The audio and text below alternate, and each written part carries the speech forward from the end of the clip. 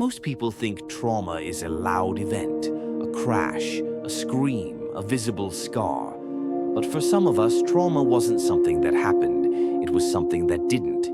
It was the absence of a safety net so absolute that you didn't even know you were falling. You just learned to fly before you could walk.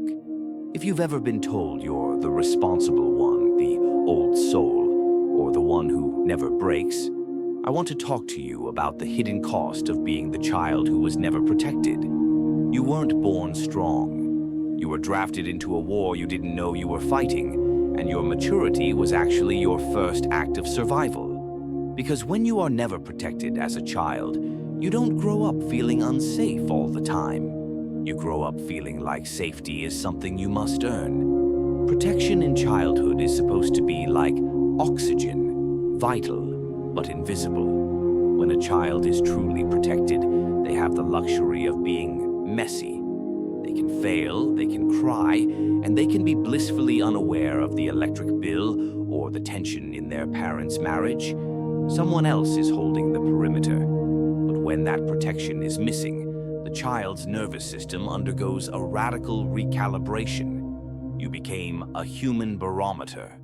You learned to read the atmospheric pressure of a room the moment you walked in. The sound of a key in the lock wasn't just an arrival, it was a data point. A sigh in the kitchen wasn't just a breath, it was a warning. Psychologists call this hypervigilance. Your brain traded play for surveillance. You didn't grow up feeling unsafe. You grew up feeling that safety was a product you had to manufacture yourself. You became the architect of your own security, building walls of competence and floors of perfectionism, all to keep a world from collapsing that should have been held up by someone else. You noticed tones, moods, and tension long before words were even spoken. Your nervous system learned early that it was on its own. The tragedy of the unprotected child is that society rewards their symptoms. When you stay quiet, when you anticipate an adult's needs, when you never ask for anything, the world calls you low maintenance.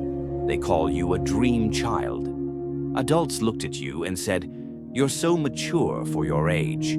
But what they were really saying was, "Thank you for surviving so quietly that I didn't have to help you." Inside, you were learning a devastating lesson. Value is earned through usefulness. You learned that being easy to love meant having no needs of your own. You became an expert at emotional efficiency. Why express sadness if no one is going to comfort you? Why express fear if it only adds to the chaos of the house? This creates an adult who is a high-functioning island. You're the person everyone goes to in a crisis because you don't panic. But you don't panic because your nervous system has been stuck in crisis mode since you were 7 years old. You aren't calm, you're just used to the pressure. Your strength is actually just the habit of carrying weight that wasn't yours to begin with. As you move into adulthood, this survival kit starts to feel like a cage. In relationships, the unprotected child faces a unique hurdle, the fear of being unguarded.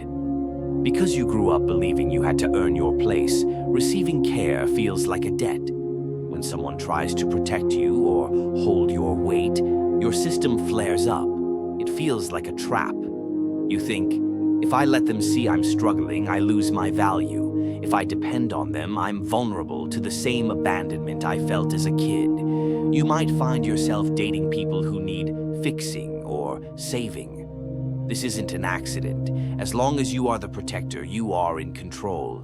As long as you are the one doing the holding, no one can drop you. But this creates a life where you are always the container and never the contained. You become the person who listens deeply, who supports naturally. But the moment the roles reverse, something tightens inside you. Because to be cared for requires surrender, and for you, surrender once meant danger. This leads to a specific type of quiet grief. It's the grief of realizing you never had the option to just be a child, that your emotional intelligence was not a gift, but a requirement. It shows up as an ache that doesn't attach to a single memory, but to an entire phase of life that was bypassed. You spent so much time adjusting to others that your original emotional shape was never mirrored back to you. You grew up asking, "Am I allowed to take up space?" even when no one was asking you to shrink. It is a story of incredible, brilliant adaptation. You developed a deep awareness and a sensitivity to the world that others might never understand. But strength without softness is just isolation. Healing doesn't mean becoming someone else. It means telling your nervous system that the war is over. It means realizing that you are no longer that child who has to prevent every disaster. Protection in adulthood looks different. It looks like choosing environments that don't require constant alertness. It looks like honoring your capacity instead of pushing past it. You have spent your life being the strongest person in the room because you had no choice. But the next chapter isn't about surviving. It's about learning how to live, to receive care without preparing for loss, to rest without waiting for consequences. It is finally safe to exhale. That is not weakness.